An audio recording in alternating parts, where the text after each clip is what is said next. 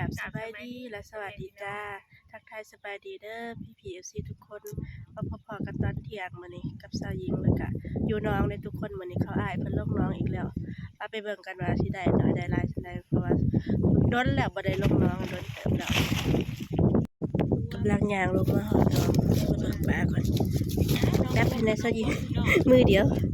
ไม่ว่าน้องพ่อใหญ่เขาทำยิงเองหลังจากอันปลาได้3ตัวบ่ได้แบ่งกำลังได้3ตัวปลาสีสม2ตัวแล้วก็ปลาขาวตัวนึงปลาได้คำนะรุดไปกันรุดหลังออกเงินกันน่ะนี่เขาอ้ายเพิ่นกำลังตึกอยู่บัดนี้ได้ออกเงินกันคนละ1,000 2,000แล้วก็จ้างเขาจะมาดูทีแล้วก็มาน้องร่วมกันคันบ่มีแนวกินแล้วก็ได้ลงมาหาตึกเอาปลาอยู่หนองได้มากินบ่มีแนวกินแล้วก็ซุ่มกันลูกน้องตกปลามาเฮ็ดกิน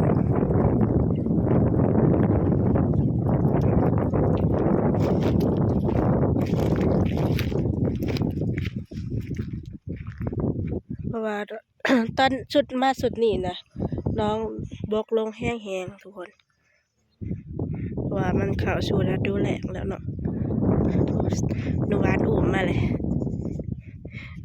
ปลายังน่ะปลาจีน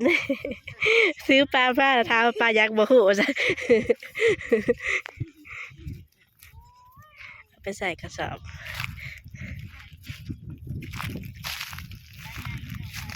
ปลาจีนแต่มาอยู่ลาว กำลังได้โต๊ะที่4โอ้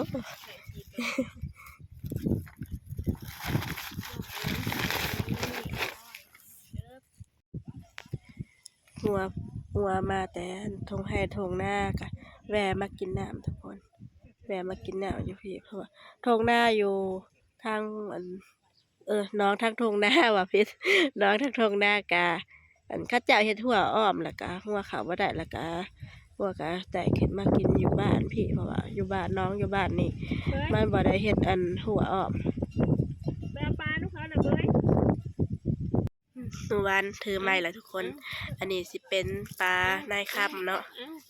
ปลาในค่ำแล้วก็ปลาในเนาะตัวสีขาวนี่เอิ้นแต่ปลาในซื่อๆตัวนี้เนี่ยเอิ้นปลาในค่ำสีทองสีทองสีสมจักสิเอิ้นอันสีสมจักสิเอิ้นสีทองเอิ้นก็ได้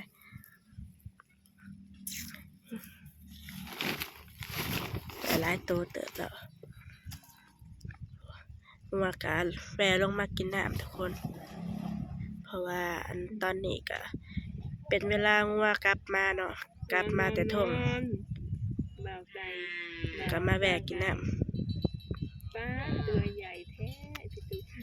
สบายดีน้องยิงเล็บ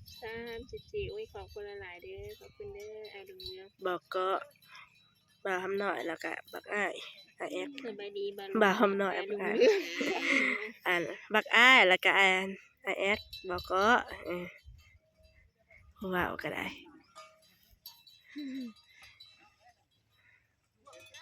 นี่ทุกคนอันคือห้างเผิงเด้อพี่น้องผู้ใดแต่เคยกินแบบว่าเอาไปปิ้งหรือไปหนึ่งบ่เห็นเขาเฮ็ดนะข้าเจ้าตึกปลาปันปลาแล้วแหละ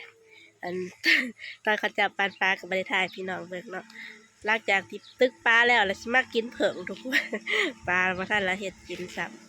ำห้างเผิงสิเอาสิพากันปิ้งกินเด้ครั้งแรก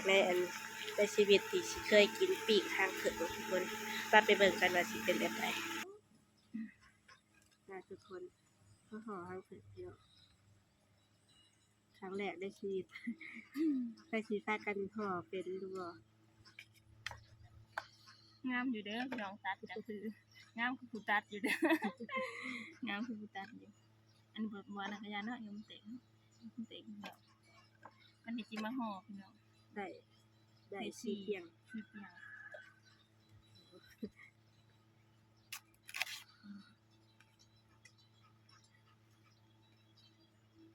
เขาจิมาห่อนั่นนี่เนาะห่อแล้วก็จะเอาไปปิ้งเพราะว่าถ้ายิงเห็นจะกินก็จะแซ่บเดินก็สลิดจะยิงก็สิเลยสิตามเพิ่นที่ห่อนั่นนี่เนาะแล้วก็เอาไปย่างไป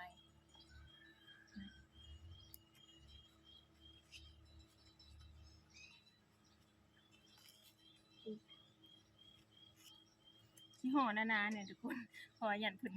นบ่สุกได้ยันเพิ่นหมายก่อนสุก อย่าว่าสัตว์ว่าสิเราบ่เคยทุกคนครั้งแรก เคยเห็นแต่โต๊ะเขาจับปิ้งแล้วเนาะ เนาะแม่นโอ้เขาขายกับแพงเลย ทาง40 บาท อยู่แล้วตึกเป๊ะสิไทย น้ำเผิงนี่สิแพงและราคาแพงอยู่บ้านเฮากะ แม่ ขวดละ200,000กีบทุกคนถือว่าแพงในบ้านเฮาซั่นนี่200,000มาซะอีก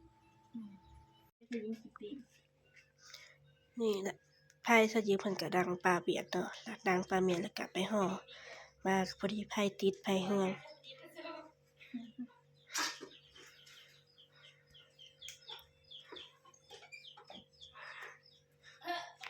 ได้4ห่อ ห่อหนึงไว้แล้วจะไม่ไหว ปิ้ง3ห่อเต็มไม่หีบ ปิ้ ละ ง3ห่อเต็มในหีบได้ทุกคนคูณเป็น10มันบ่คูณกันนี่ก็ได้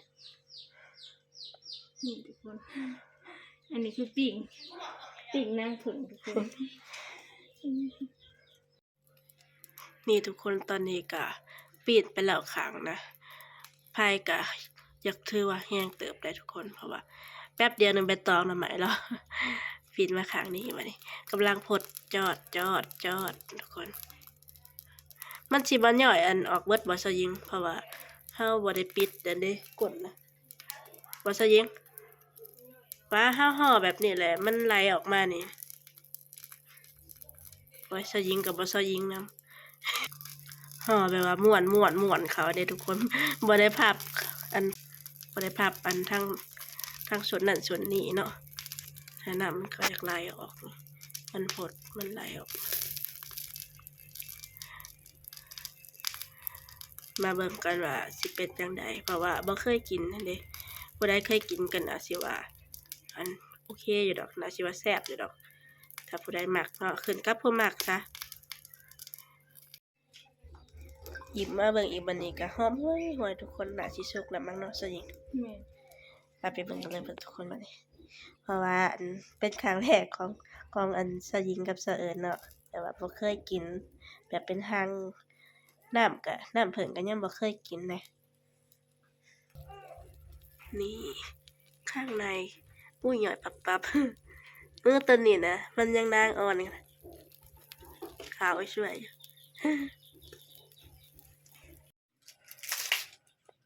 สุกแล้วทุกคนฮ้อนสดยิงมันว่าสิเอาออกได้ ลวกมือ นี่พี่น้องสุกเรียบร้อยเดี๋ยวสิมาชิมของเราทุกคนว่าสิแซ่บสำใด บ่เคยกินยักเทื่อทุกคน นี่ทุกคนแกะออกมาแล้วบัดมาเด้อบัดนี้มากิ มัน นจะเขียว แกะว่าติดแกะซะ เขียวใหญ่ใช่ไหมกระติกอุ้ย หลายคุกแอบไปได้ครับแต่เที่ยวคล้ายๆแบบว่ากินหน้าตองเนี่ยเดี๋ยวมันมา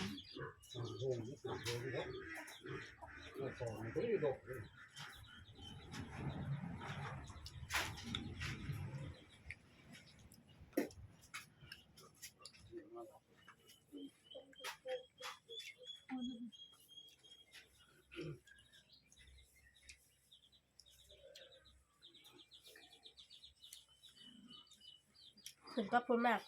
ขันพูดมากก็ว่าบ่แซ่บแล้วแต่ว่าสำหรับเสอเอิญกับเสอหญิงครั้งแรกก็ว่าคือว่าแซ่บอยู่เลยเนาะ ก็มันออกมันเนาะจะบ่กล้ากินหลายอยู่พี่น้องยันเมา เพราะว่า เนาะมันออกมันแฮงเนาะ ได้กินปีละเทื่อได้ดิ อืม